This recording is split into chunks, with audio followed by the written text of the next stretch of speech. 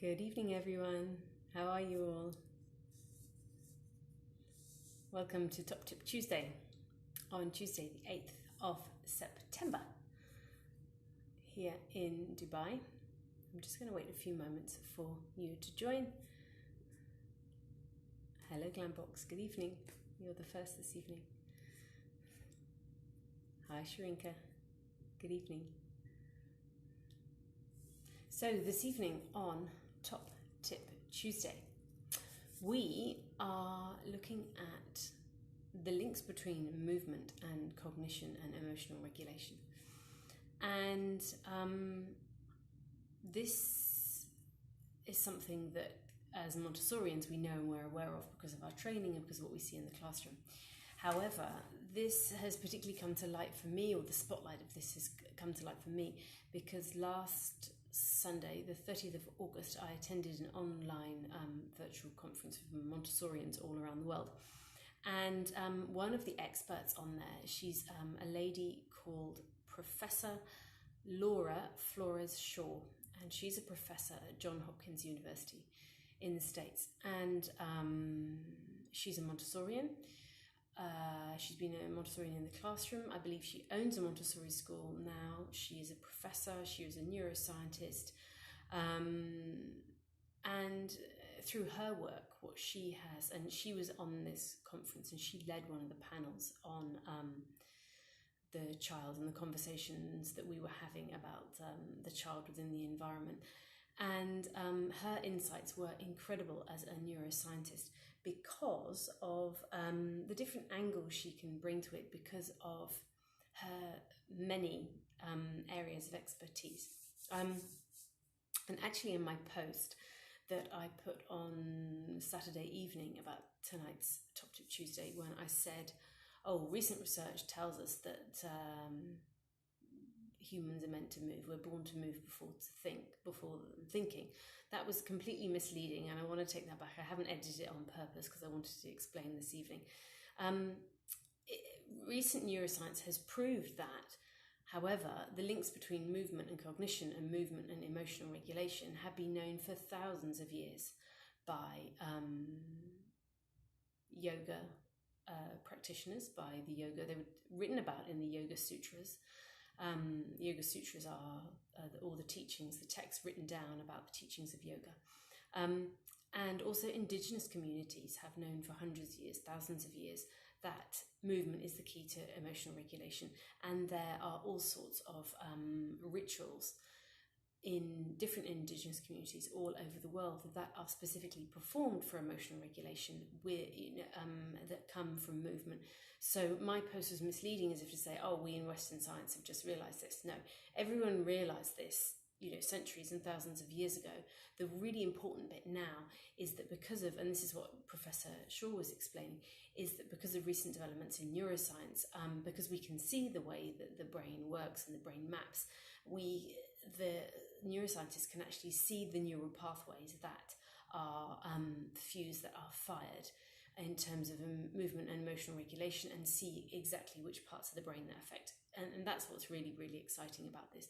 Lots of people have known this instinctively throughout the world, but the great thing is that now we can look at a brain scan and go, this is what's firing at this stage and this stage. So this is why it's immensely exciting. So I just wanted to clear that up. I'm not claiming that this has suddenly been discovered in the past couple of years. It's not. It was discovered centuries ago. So where should we start on this? Do jump in with any questions if you have any. So we're born to move. That's where we're going to start. We are born to move. And the reason that statement is so important is that in traditional education systems, and actually not in traditional education systems, in Western culture, we believe and we are taught and we are led, we are guided by this notion, this belief that we have a brain to think. However, that's not actually the case. We actually have a brain to move. That's what the massive difference is. So we are imagining, hi Farah, we are thinking of this situation, that the main thing, we've got to get to these higher processes, higher cognitive processes first. That's the thing that we're always aiming for. But actually, no, we're not. The brain, we have a brain to move. We have a brain for all the different parts of our body. The parts of our brain that are dedicated to sensory experiences, so our eyes, our tongue, our sense of smell, our tips of our fingers, our feet, those parts of a brain are bigger than the other parts of the brain dedicated to lesser parts of the body, if you know what I mean. So the sensory experience, the movement, the actual first-hand experience is so much more important to our brain than actually thinking. And once we take care of the movement, my takeaway from this, from the lecture that I heard, was that once we take care of the movement, then the other processes are going to happen naturally. We can't bypass, we can't jump over literally the movement area in order to get to the higher states of cognition. And this is what the problem is in Western society, is that we are from a young age trying to get our young children to sit and not to move. We are trying to in everything, you know, and whether that's a baby in one of those sit-up chair things, and I know, you know, lots of people have them, probably 80%, 90% of the people in the world have them, in certainly Western society have them, you know what I mean, those little seats that make babies sit up, and obviously they're very convenient because the baby's safe and they can't move and what have you. However, what our babies really should be doing is moving. They should be on their tummy, being able to move, have freedom of movement on a rug on the floor, on a sheepskin ideally, because that's a natural fibre that they can be comforted with. Going back to my point, is that everything that we are sold is designed to keep our babies passive, but that's actually the opposite of their need. And then in our young children, you know, they are expected to sit in one place, you know, the walker things that you can get, you stick their legs in and they walk. Instead of them walking for themselves, they're put in something which essentially makes them passive, because they are being locomoted forward. It is not of their own volition. And then older children, what examples are there? I'm sure you know this, you know, and then when they get to school age, instead of this freedom of movement the whole time, it's sitting at a desk and then, you know, expecting 4, 5, 6-year-olds to be quiet, to not move, to not wriggle, all of these things that are actually completely the opposite of what they need. So in Western society, we have unfortunately completely lost the wisdom of Indigenous communities who knew that children need to move. And you can see it coming back, for example, in some Scandinavian countries, for example, where children aren't going to formal education until age 6 or age 7. And that makes a massive difference, because children are still moving freely in childhood rather than being placed in a classroom environment. So we have a brain to be able to move, not to be able to think. And seeing as I spoke about the classrooms, it's interesting to look at Montessori. And Montessori's philosophy was, she started her observations and publishing her observations over a century ago. And again, as I said, this is knowledge that had been known for thousands of years. But the great thing is that Montessori amplified this knowledge. She saw through her observations of children that these were the things that were happening, that all children learn with all 5 of their senses for the first 6, 7 years of life. This again has been proved by neuroscience. So we know, and then leading back to what I was saying about the sensorial experience of the brain, the first-hand experiences of movement, the first-hand sensorial experiences are absolutely vital.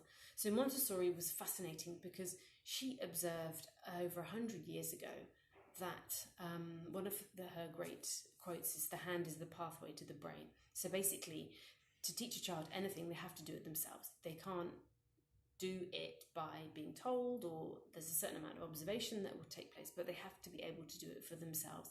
And that was just so fascinating. It was so pioneering, and it was so visionary for her for this time, because not only was she a woman, she was a female educator, she was the first medical doctor to graduate in Italy, but she was saying these things, which was Do you know, there's somebody at my door. Bear with me one moment.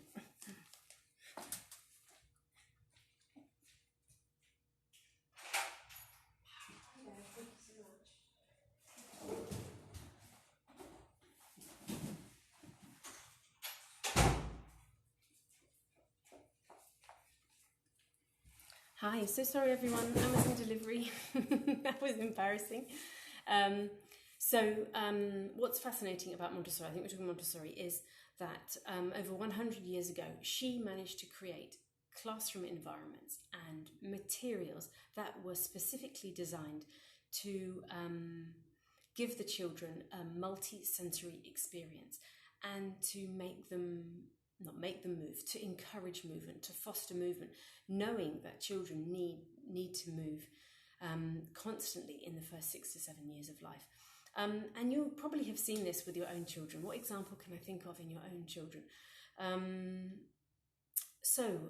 A piccolini, so a 2-year-old, between 1 and 3 years old, we call them piccolini. So a 2-year-old will start to they want to do the same things that you're doing. They're doing the household task. This is where they're learning to do things, and we can show them very clearly without speaking. We just show them how to do a task very clearly and slowly. And then age 3, you'll see, and you probably remember this if you have had 3-year-old children, or maybe they're coming into this age group, they need to repeat. So the age of 3 and 4 is repetition. They're repeating a skill over and over and over again. And this again is all in the movement. You know, have you had any children who are obsessed with cleaning? My son is absolutely obsessed with cleaning. And he needs to repeat this. He knows how to clean. He's brilliant at cleaning. He was doing the hoovering today, actually. He's absolutely brilliant. But they need to repeat to perfect these movements over and over and over again. So in age 2, roughly, they're learning these movements, how to do things. Then age 3 to 4, they're perfecting. And then age 5, you'll notice that your child will have roughly, these are very broad age ranges, your children will have a burst in creativity. And this is because they've perfected the majority of their body movements in the earlier years. The attention spotlight, their brain is now freed up for higher states of cognition, and creativity is a higher state of cognition. So this is why you'll see your 5-year-old will suddenly have this huge explosion into creativity. And Professor Shaw was talking about this last Sunday, and I was like, oh my goodness, it's absolutely true. And then you see it in the classroom as well. And now thinking about it with all the hundreds of children that I've taught, yeah, I can absolutely see that. And so when our children have had the opportunity to perfect over and over again, to repeat over and over again and do all they need to do, then they can start moving into these higher states of cognition. And that is problem solving, and that is creativity, and that is moving into academic work when the child is ready.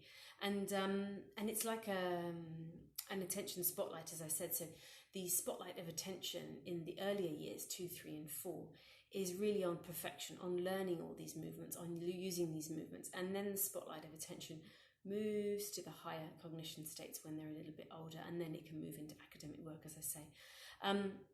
But the perfection needs to happen, perfection of movement needs to happen in the earlier years. And by movement, I mean gross motor as well as fine motor. I know that in early child development, I guess early childhood development fields and perhaps parenting fields, we've talked a lot about fine motor skills in terms of preparation for writing. And yes, fine motor is extremely important for concentration and for later preparation for writing. However, without gross motor, there is no fine motor. So don't worry about the fine motor, that will come later. Our focus from birth to age 7 is on gross motor. So these are whole body movements. These are running and jumping. And so for a baby, that is actually, sorry, I'll go through all the stages. So that's running and jumping and balancing and climbing and all of those things. Give me one moment, I'll have a sip of water, and then I'll talk through what freedom of movement means, looks like in our homes at each stage. Excuse me. So from all these things that we know and that we've spoken about, we know that we need to provide as much freedom of movement as is possible in our home. So what does that actually look like? What does that mean on a day-to-day basis? Freedom of movement is an easy sentence to say, but actually how do we execute this? How do we deliver this to our children? And so for a baby, even for a newborn, we are talking about having them a sheepskin or a rug to sleep on, so they haven't got the restriction of a playpen or a cot or anything that inhibits their movement. Because also the thing about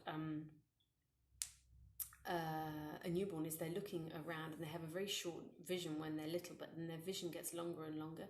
It's about 30 centimeters for the first 6 weeks, a newborn's vision, and then they're starting to look around them. But if they can be on the floor, on a sheepskin, on a rug, on something comfortable, on their tummy, looking in a mirror, this is the other best thing for a baby's development of movement, is a mirror on the wall. And this is because they can see the reflection of the room in the mirror, and they can see the reflection of themselves in the mirror. They don't know it's them, they just see it's a baby in the mirror. But this is so brilliant for their proprioception and essential because they get to see a body moving in space. They get to see the reflection. They get a sense of spatial awareness because they can see the reflection of the whole room in front of them if it's in the mirror. So that's what freedom of movement looks like for a baby. It means as short a time as possible in a car seat. A car seat is for safety in a car. A car seat is not for a baby to be in if you're going to the mall for an afternoon. It's not for a baby to be in if you're at the beach. It's not a chair. It is purely an essential piece of kit for to keep your baby safe and secure in the car. It is not to be used for any other purpose. This is because the way a car seat is designed, this very unnatural angle, diagonal angle, is very bad for their spine. They need to be able to move. So of course when they're in the car, they need to be in the car seat. But other than that, they need to be out where they can stretch, where they can move, where they can have freedom of movement in their limbs, where they can get themselves into a body position that is comfortable for them. Both of my children, they used to sleep on their tummies, but with their knees kind of scrunched up underneath them, really curled up, small like that, I guess, like in fetus again, or sometimes they're like lying on their side again, scrunched up. So it's obviously every child is going to have a different preference about how they like to sleep, but the key is giving them an environment where they can really, really move freely. And then, so yes, and as I said, I mentioned about walkers, playpens, anything that's going to restrict their movement. Anything that seems like it's convenient for us, this is a really good rule of thumb, anything that seems like it's convenient for us as a parent is very inconvenient for a child or unhelpful to development for a child. So these jumping things you get in the door frames, the walker things, all of those things. Moving now to Piccolini. Piccolini, as I said, toddlers from the age of 1 to 3, they need whole body movements. Piccolinis are interesting because even though they're small, they need a huge amount of space. They need more space than older children because their balance isn't yet fully developed. They do bump into things, don't they? They bump into the edge of the table. Even Harry at 3.5 did that today, bumped into the edge of the table, the corner of the table with his head out.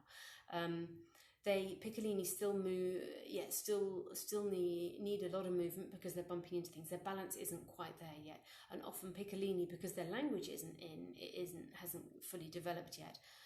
They get physical because they can't express themselves. So again, you don't want to be containing them because then you are adding to any frustration that might be there naturally because of their age and because they're underdeveloped language skills. So Piccolini, this means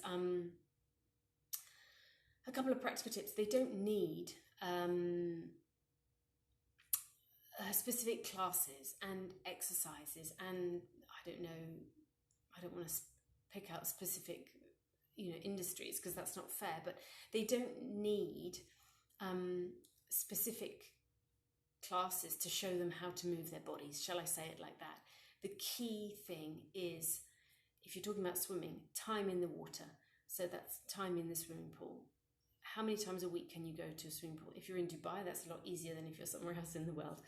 Or whatever is the appropriate exercise, full body movement for where you live in the world. Someone else, it's going to mean, running in the park or swinging or climbing a tree or what have you. So it's the full body movements that are free. It's not structured. They don't have to do the same as everyone else in a class. They're not doing a movement that maybe they're not ready for. They have a need. All children, all humans have a drive to develop in the way that they're going to develop, and it's unique blueprint. Yes, it happens roughly along the developmental stages for every child. It's roughly along the same stages, but some children are going to be focusing on one thing, the spotlight of attention, and some children are going to be focusing on another thing.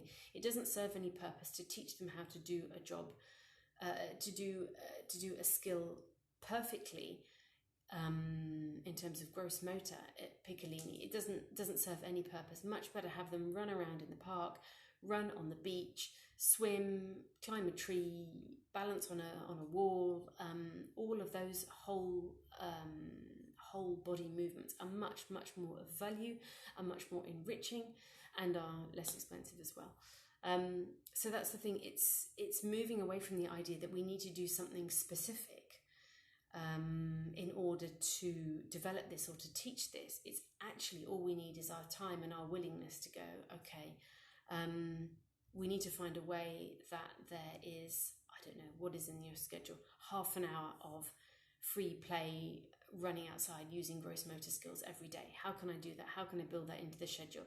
Does that work or does that not work with my current schedule? If both parents are working, what does that look like? Does that need to happen first thing in the morning or does that happen in the evening? You know what I mean? There's lots and lots of things that factors that will be individual to each of your families. But the key thing is they're having just free, unscheduled, uninhibited movement, whole body movements, which is really, really vital.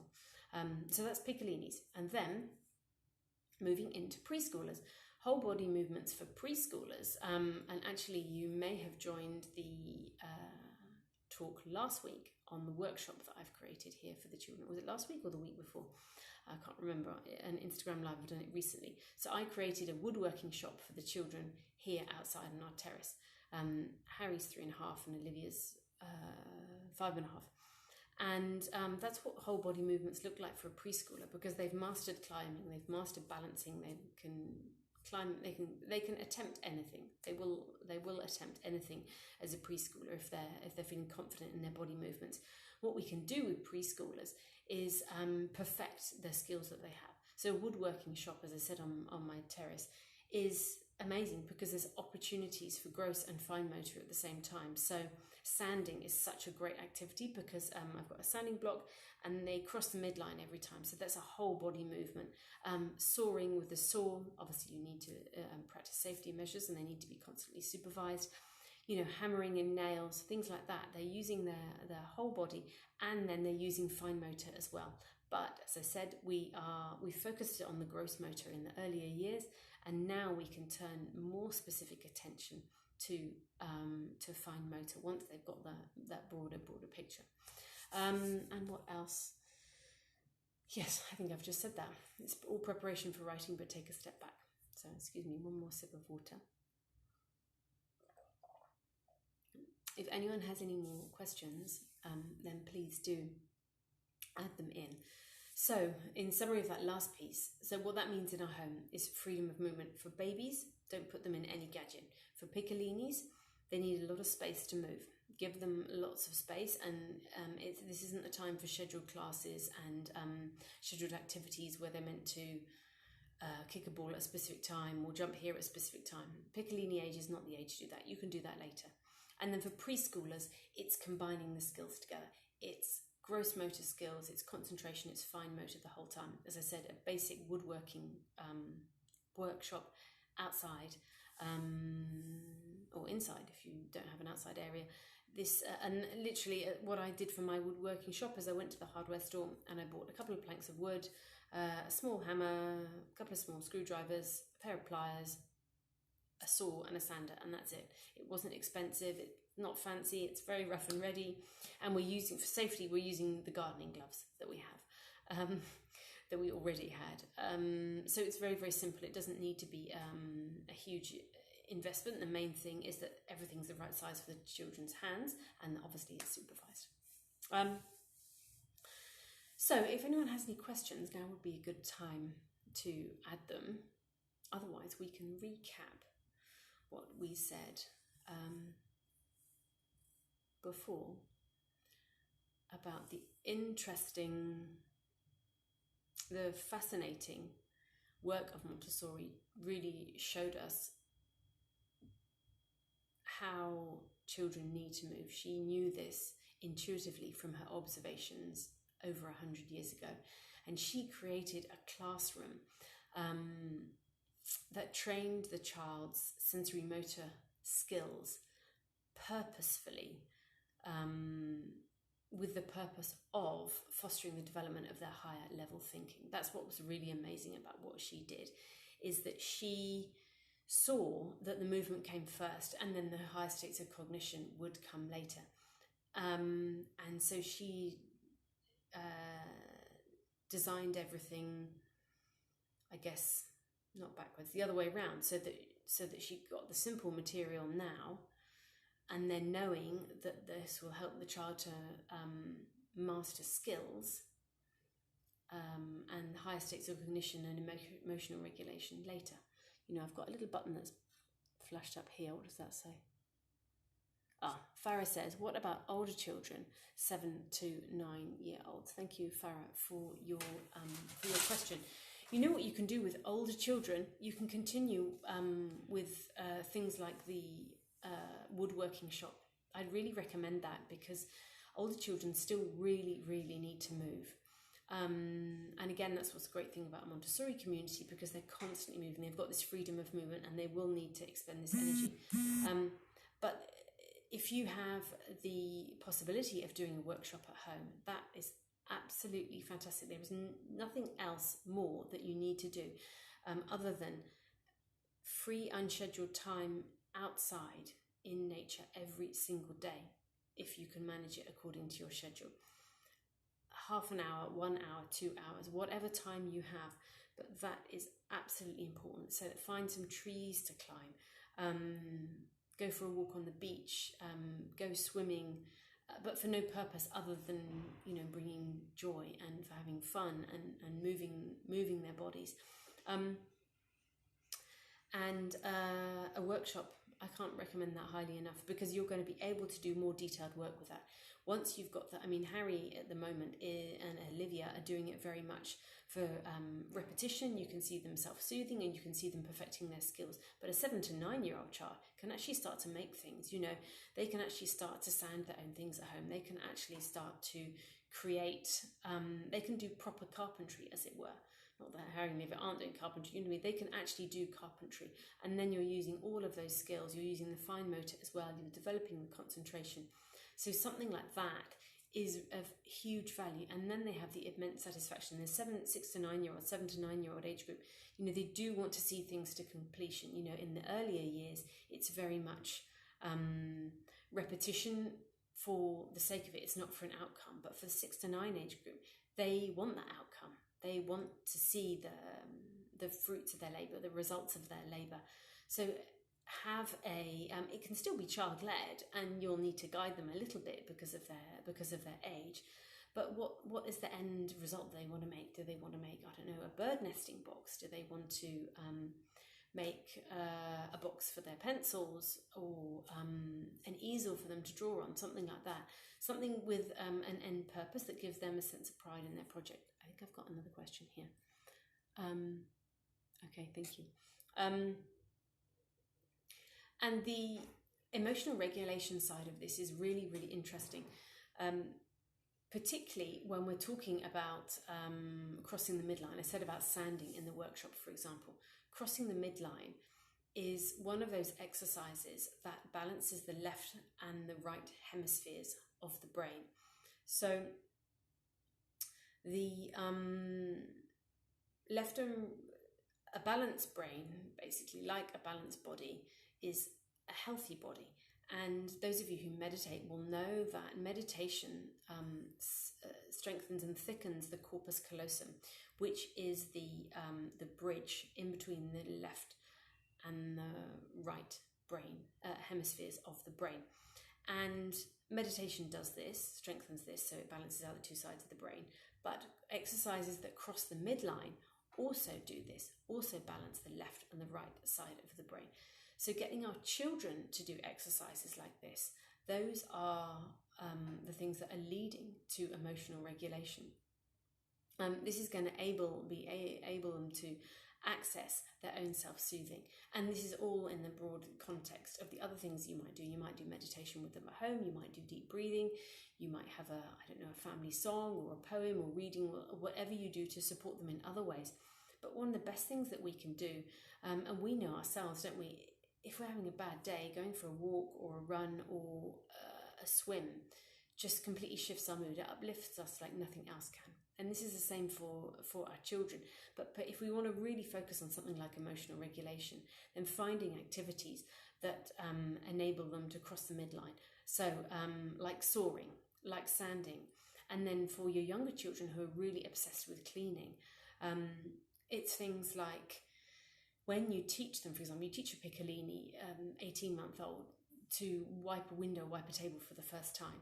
Don't teach them up and down, which may be our instinct. Teach them from side to side, and teach them with two hands to go side to side on the table, side to side on the window, because then they're naturally going to be crossing the midline every time they wipe a table or scrub a table. They're going to be crossing the midline every time they clean a window or clean a mirror. Things like that are just tiny little tweaks that we can do. And of course, you can do this with older children as well, if your older children are helping in the house. Mopping. We have one of these, I used to have an old-fashioned mop that you needed to use side to side.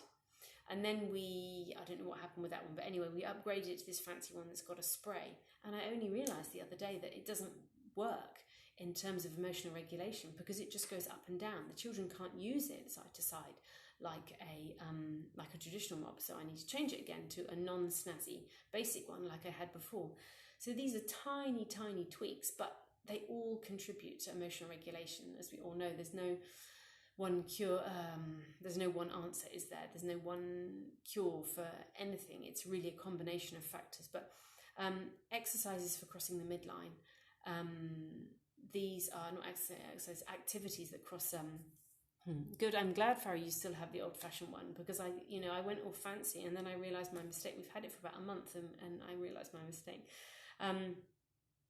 So yeah, that's the thing. It's activities that can cross the midline. And crossing the midline is this action. So you're going across the middle of your body, and it has the same effect essentially as meditation. So it's like a moving meditation.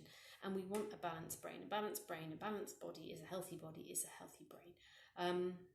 So that is movement and the links between higher cognition and emotional regulation. For anything, our fallback actually for our children and possibly for ourselves, our fallback is always movement. If we're feeling rubbish, we go for a walk. If our children are feeling rubbish, if we're having a bad day, go out and play in the garden. Then they're going to be able to come back and focus and concentrate. Then they're going to be calmer from being in nature and from moving their bodies and climbing. It's really it's things that we know. I think we know instinctively, don't we? And previous generations knew that. Our parents and grandparents knew that instinctively. But somewhere out the way, everything's got really, really complicated, and we found ourselves in a position that we try to overanalyze and overcomplicate things, when actually just going for a walk on the beach or going for a walk in the park really can support us emotionally and physically and spiritually without actually having to think any more about it than that, if you see what I mean. Anyway, if you have any more questions, let me know. But thank you so much for joining me this evening. It's been a pleasure, as usual. And Farah, thank you so much for your questions. It's really helpful to have the feedback and the input from people. I don't think there's anything else in my bullet points. Yeah, I think that's everything. Thank you so much for joining me this evening, and I look forward to seeing you all very soon. And next week we'll have another Top Tip Tuesday at the same time. If you're not yet following me on Instagram, please do at Enriching Environments.